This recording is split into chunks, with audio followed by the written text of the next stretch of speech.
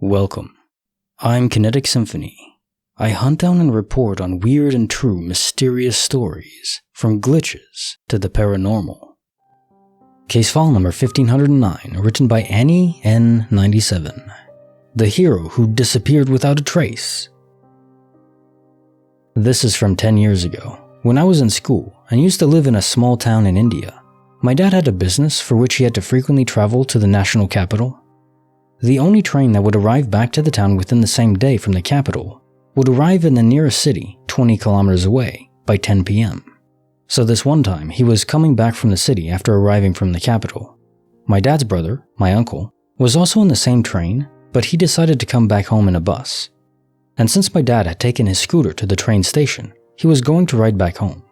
There was a neighbor's kid who asked my dad for a ride back home, and my dad agreed. There were no streetlights working that day. It was very dark, and the area was full of industrial vehicles. Unfortunately, there was a big trailer, trucks that carried cars and so on, parked in the main road diagonally. With no streetlights and a speed of 50 to 60 kilometers per hour, my dad's scooter bumped right into the trailer, and the front of the scooter literally crushed. It was a horrible accident. The neighbor's kid was luckily and magically safe and didn't get a single scratch. Some vehicles kept passing by, but no one stopped to help. Then came a big black SUV. A man in his late 30s stepped out. With the neighbor's kid's help, put my dad in the car's back and took him to the nearest hospital. Meanwhile, my uncle's bus was passing by the accident site, and he recognized the scooter was my dad's, so he left immediately for the nearest hospital to check if anyone's admitted dad. My uncle met the man who helped my dad, asked for his name and where he was from, thanked him for his help, and then the man left. The doctor said had the person not helped bring my dad to the hospital, he would have died of blood loss. My dad was in ICU for 25 odd days. He recovered in the next 4 to 5 months, and we really wanted to thank the man who helped. Since my uncle had already asked for his name and place, my dad asked around, and one of our relatives happened to know the man, since their wife and that man were from the same town. My dad and mom went to meet the man, and he had the same name, same place to stay, same car. He said, "Thank you for bringing these flowers and sweets, but I don't remember helping the man. In fact, the day you're mentioning, I wasn't out of the house at all." We were all so spooked, and for some time we kept thinking this has to be a joke or something. But my uncle confirmed that he saw the exact same man. Has to be the biggest glitch in my life. To date, we don't know who saved my father. Case also file 1509. The hero who disappeared without a trace. I think most likely this was a guardian angel possession.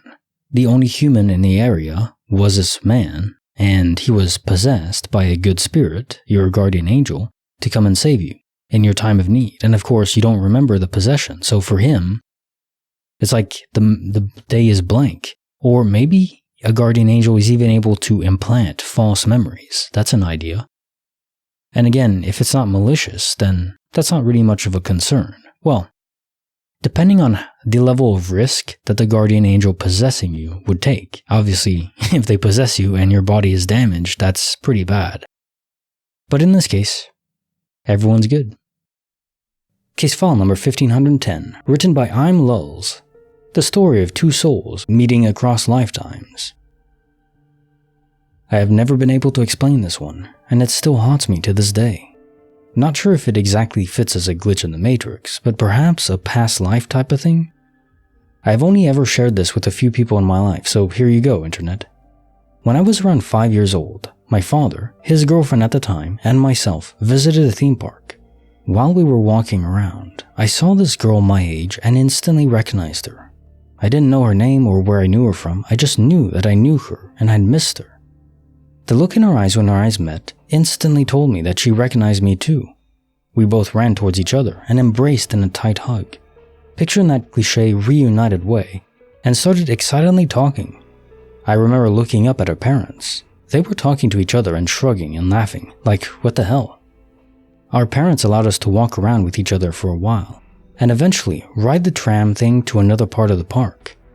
I remember when we rode on the tram, they let us sit on our own seats in front of them, and we held hands.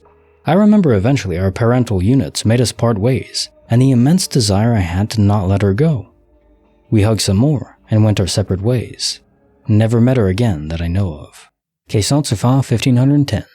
The story of two souls meeting across lifetimes. This does bring some validity to the concept of soulmates, but again, I don't believe there's a singular soulmate. I think there are multiple that would be well suited for each individual. And maybe some have more than others. Maybe some people really do have only one soulmate. They're such a specific, unique snowflake. And not saying that maliciously, but they're just so particular that there's only one other person in the world that is a true match for them. Maybe that's possible, but I don't think it follows that there has to be just one. And so maybe it'll follow that you will meet her again in the future. What an origin story for the relationship that would be. Case file number 1511, written by indigowulf. Did Fido walk through our walls?